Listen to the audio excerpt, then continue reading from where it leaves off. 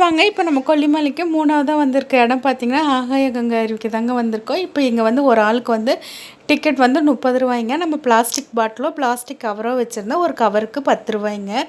நம்ம வந்து 6 பொருள் வந்து பிளாஸ்டிக்கில் வச்சதுனால ஒன்றுக்கு ரூ. 10 சொல்லிட்டு 6 இதுக்கு வந்து பார்த்திங்கன்னா ரூ. 60 வாங்கியிருந்தாங்க.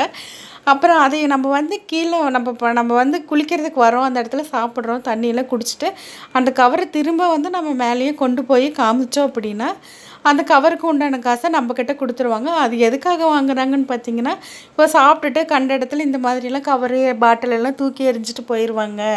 அந்த இடம்லாம் அசுத்தமாயிரும்னு சொல்லிட்டு அதுக்காக தான் வந்து காசு வந்து வாங்குறாங்கங்க. அப்போ தான் சுத்தமாகவும் இருக்கும். இல்லை அப்படின்னு வச்சுக்கோங்களேன், கண்டுக்கல அப்படின்னா இந்த தண்ணிக்குள்ளேலாம் வெறும் கவரு, பாட்டிலு அங்கங்கே அது கிடக்குன்னு சொல்லிட்டு தான் இந்த மாதிரி பண்ணுறாங்க. இந்த ஐடியாவும் நல்லாயிருக்கு. நல்லா நீட்டாகவும் சுத்தமாகவும் இருக்குங்க.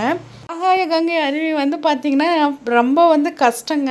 அதில் வந்து அந்த கஷ்டத்தை ஃபீல் பண்ணி நம்ம வந்து இறங்கி வந்து பார்த்ததுக்கப்புறம் வந்து பார்த்திங்கன்னா, இவ்வளோ சூப்பரான இடமா அப்படின்னு சொல்லிட்டு ஒரு டைம் வந்து விசிட் பண்ணி பார்க்கலாம். நான் ஆல்ரெடி பார்த்துருக்கேங்க.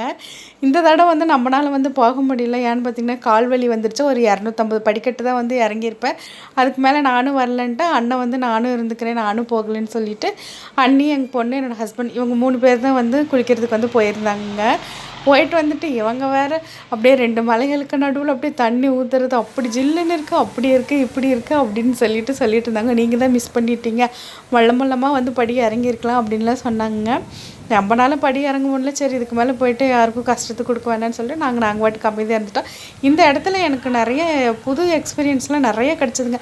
யாருன்னே அதாவது நமக்கு அறிமுகமே இல்லாத ஒரு நபர் கூட நான் பேசுனதுன்னு பார்த்தோன்னா இதுதான் மொதல் டைமுங்க. நான் வந்து என் குடும்பத்தை சார்ந்தவங்க கூட மட்டும்தான் அதிகம் பேசுவேன். யாராவது ஏதாவது கேட்டால் அதுக்கு பதில் சொல்லுவேன். ஆனால் அவ்வளோலாம் ஃப்ரெண்டாக பழகிக்கலாம் மாட்டேன்.